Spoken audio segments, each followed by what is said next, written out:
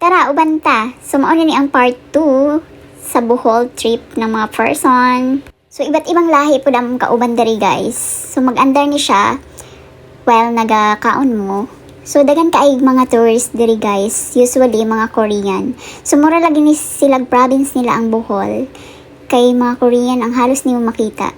So, mauna among food guys. Mostly mga Filipino dishes. Biko, puto, pansit, sinigang, ug uban pang mga Filipino dishes. Mga pipila ka segundo ni andar na among cruise og nihunong mi diri para mo tan-aw sa ilang presentation ng tinikling dance.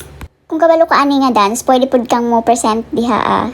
So i-try na ninyo pag mo adto mo sa Bohol. Usually mga bata pa ni sila guys, mga hawd kay sila mosayaw. So diri guys, imot-imot sa tagkadali. Kantahi bi. Huwag muna tayong umuwi. Pagkahuman ato guys, sweet ka ayong parrot. Ang tawag dyan sa bird na yan, kasi mukhang di sila nabubuhay pag wala yung isa. Sweet, clingy. So, naabutan na mig gabi guys, diri sa amin nagtambay.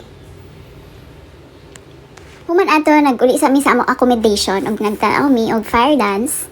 Wow, sobrang galing. So, nag-enjoy mi atong fire dance guys, og nangaon mi. So, we ended the night with swimming.